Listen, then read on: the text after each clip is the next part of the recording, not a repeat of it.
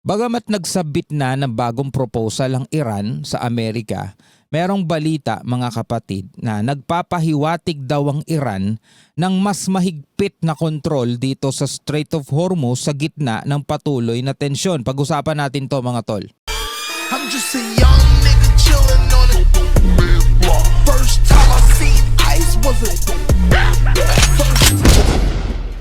Mula rito sa Net25 News and Information, ayon dito sa title, Strait of Hormuz hindi dapat ibalik sa dati ayon sa Iran. Anong ibig sabihin nito mga tol? Alamin natin yan sa balita. Mainit pa rin ang tensyon sa Strait of Hormuz matapos ihayag ng mga opisyal ng Iran na magiging mas mahigpit na ang kanilang pagkontrol sa critical na waterway.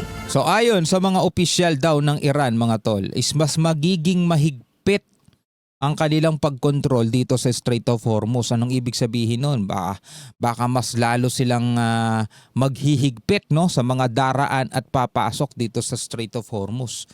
Isa sa mga proposal na isinabmit nila sa Amerika, napag-usapan na natin yan kanina sa isang reaction video natin, na isa daw dapat sa unahin na pag-usapan is yung pagbubukas nitong Strait of Hormuz. Pero ngayon, dito naman sa balitang ito is mas magiging mahigpit o mas maghihigpit ang kontrol nila sa Strait of Hormuz. Net25 correspondent Madison Bulan para sa report. Hindi dapat ibalik sa pre-war status ang Strait of Hormuz. Iyan ang pagkumpirma ni Iranian Deputy Speaker Ali Niskad na ipinag-utos ni Iran Supreme Leader Mojtaba Khamenei. Pinag-utos ni Supreme Leader Mojtaba. Minsan di na rin natin alam kung totoo ba yun na talaga si Mojtaba Khamenei ang nag-uutos mga tol 'Di ba? Kasi ayon nga sa mga report, 'di ba? Well, unverified din naman 'yun. Ayon sa mga report is unconscious siya at saka unable to govern. At hanggang ngayon, magpahanggang ngayon mula nung mailipat sa kanya ang kapangyarihan bilang Supreme Leader is hindi pa siya nagkakaroon ng public appearance kahit man lang video. Which is madalas na ginagawa nung kanyang tatay na naglalabas ng video ng kanyang mga pahayag, pagsasalita, di ba? At ipinapanood sa lahat kasi kahit naman nasa ang lokasyon siya. Ngayon, ang sabi, nasa Russia siya, di ba? Doon siya nagpapagaling. Pero pwede pa rin siyang gumawa ng video di ba? Sa isang social media post, hinimok ni Khamenei ang mga kalapit bayan nito sa Gulf na manatiling alerto laban sa anyay mga huwad na pangako. Babala niya, huwag magtiwala sa mga banyagang kapangyarihan. Naghutyat din ng mas mahigpit na paninindigan ang mga mambabatas ng Iran ukol sa Strait. Ayon kay Behnam Sidi, naghanda ang Tehran ng komprehensibong plano para sa pangangasiwa ng Strait. Hindi nila basta-basta pwedeng bitawan to kasi hostage nila to Kumbaga, eto yung ano nila ngayon pinangahawakan nilang alas. Pag nawala sa kanila kontrol niyan, ano pa ang pantatakot nila ngayon sa US? Anya, kailangan humingi ng permiso sa Iran ang bawat barkong gustong tumawid. Lahat ng barko ng Israel ay haharangan. Ang Strait of Hormuz ang pinaka-critical na oil transit route sa mundo. Samantala, tinapusan ni Iranian Foreign Minister Syed Abbas Araghchi ang pagbisita sa Pakistan na inilarawan niyang naging mabunga. Ito yung mga gunboat ng Iran.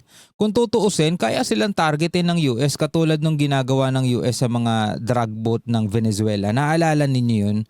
Sunod-sunod na balita yun itong mga nakaraang buwan Diba? Nung hindi pa sinasalakay ng Amerika ang Venezuela, ipinapakita lagi ng Amerika na tinatarget nila yung mga tinatawag nilang drug boat, diba? Mga ganito lang yung mga maliliit na barko lang, mga bangka lang yung kaya nilang puntiryahin yan kung tutuusin. Pero hindi nila ginagawa ngayon dahil nga may ceasefire. Diba? Ito yung meron ngayon ng Iran Kasi sabi nga ni Trump, hindi natin alam kung totoo Kayo na lang bahala kung gusto niyo yung paniwalaan si Trump. Sabi ni Trump, lahat daw ng mga malalaking barko ng Amerika is nasa ilalim na daw ng dagat kasi pinalubog na daw nilang lahat. So ang meron na lang daw ang Iran, kaya hindi daw nila tinatarget kasi hindi naman daw ganong ka-threat yung mga yon. Itong mga gunboat, no? Samantala, tinapusan ni Iranian Foreign Minister Syed Abbas Araghchi ang pagbisita sa Pakistan na inilarawan niyang naging mabunga. Pinasalamatan ni Araghchi ang Islamabad para sa pagsisikap nitong mamagitan sa Tehran at Washington. Malaki papel ng ng Pakistan. Ayon kay Arigi, ibinigay na ng Iran ang balangkas ito para sa pagtatapos ng giyera. Gayunman, kinwestiyon niya kung tunay na seryoso ba ang US ukol sa diplomasya. Matapos ang naturang pagbisita ni Arigi sa Pakistan, kinansela ni Pangulong Trump ang pagpunta ni na US Envoy Steve Witkoff at Jared Kushner sa Islamabad dahil niya sa kaguluhan sa loob ng liderato ng Iran. Okay mga tol, ito gusto ko lang itanong sa inyo. Sa tingin ninyo, sino ang seryoso sa kanilang dalawa na matapos na talaga itong kaguluhan na to sa Middle East, Amerika o Iran? Kasi mga tol, isa lang naman talaga ang tawag dito, hindi nila pinagkakasunduan eh. Yung nuclear na gustong isuko ng US pero ayaw ng Iran. 'Di ba? So dahil doon hindi sila nagkakaroon talaga ng kasunduan diyan kasi sabi nga gano'n ng Iran is karapatan nila mga tol, halimbawa yung enriched uranium, karapatan daw nila magkaroon ng gano'n tulad ng ibang bansa, karapatan din nila magkaroon ng nuclear. Subalit, ang paniniwala nga ng Amerika, napakadelikadong ibigay ito sa Iran. Kumbaga isang taong hindi mo mapagkatiwala ang humawak ng armas. 'Di ba? Yun ang tingin nila dito sa Iran. Pero ang sinasabi ng Iran, karapatan namin 'yan at tatrabahuin namin para makuha namin ang tiwala ng buong mundo at hindi sila mag-alala sa pagkakaroon namin ng ganito. Pero syempre, ang pinaka-problema is yung tiwala, kawalan ng tiwala sa isa't isa. Mga tol, yun yung pinakawala. Hindi nagtitiwala ang Iran sa Amerika, kung seryoso ba to. Hindi rin nagtitiwala ang Amerika sa Iran na safe ba magkaroon ng nuclear weapon itong bansang ganito na sinasabi nga ni Trump doon sa isang post niya, kapag ginamit ng Iran ang nuclear weapon dito sa Israel, wala na Israel, tapos na, saglit lang, ubos. 'Di ba? Yun yung iniiwasan nila. Si Trump nga ayaw daw niya gamitin ang nuclear weapon eh. Pero sana mga tol, ako'y umaasa pa rin at sana ganun din kayo na matapos na talaga ang digmaan dito sa Middle East at bumalik na sa dati. Kahit yung dating nagigirian lang sila, okay na yun. 'Di ba? Mataas na ngayon, 60 pesos na presyo ng gasolina eh, 'di ba? Ngayon, ano pa kaya ngayon?